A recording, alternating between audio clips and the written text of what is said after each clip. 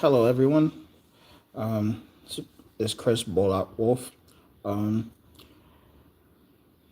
I just want to talk about how stupid coaches can be.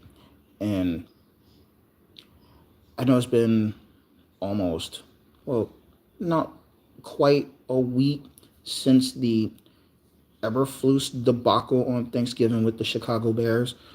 Like, I literally was sitting there in front of my computer watching this game, and I'm not a fan of either team, really. I mean, at this point, I'd probably be a secondary Lions fan because it's just a horrible right now. But as I sat there and watched it, I actually was like, what are you doing? Like, call the timeout. Call the timeout. Like, what are you doing? You have a timeout. Call it. No matter what happens after that, you can probably live with, but call the timeout. And as the clock kept moving under like to about 18 seconds, and he finally got the playoff, and I was like,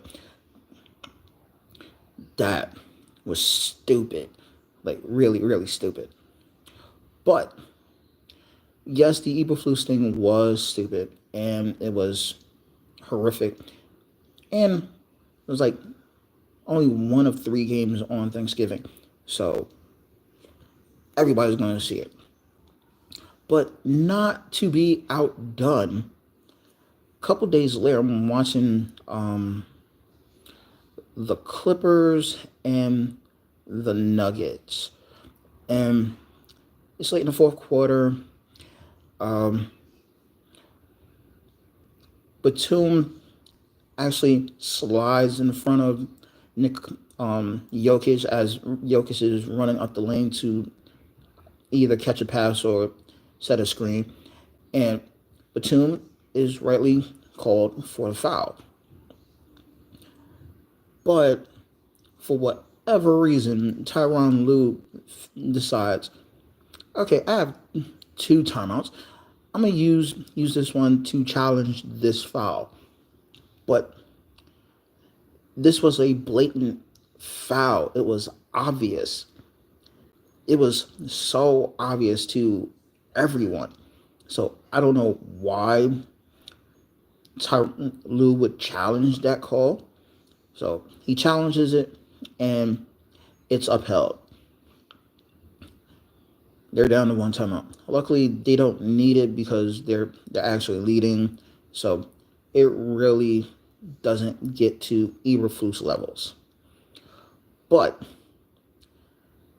if you watch the Utah game last night against the Lakers, you probably felt like you were watching an Eberflus moment all over again. Now, it's less than 30 seconds. Utah has the ball. They're down two. And Colin Sexton, the Jazz's point guard, is bringing the ball up, and he has a seam and he makes his way. Now, they decided not to call the timeout to move the ball further, move the ball to half court. Okay, understandable. So they take the ball out. That means they have to take the ball out from half court. I mean, from the end court. So not bad, but not too bad. Sexton races up the court, has a line. He gets around Anthony Davis for a layup. And the team, the crowd, everybody's going nuts. Everybody's going crazy. Like, yes, we can do this. We could possibly force overtime. But nobody notices the ref waving his arms.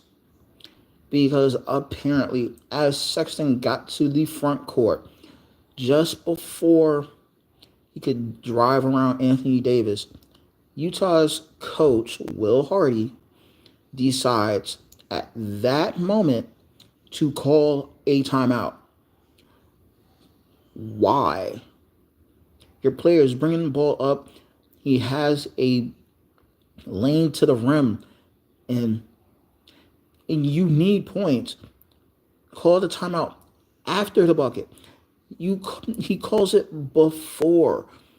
So there's a lot of stupid decisions that coaches have made in the past week that no one will understand.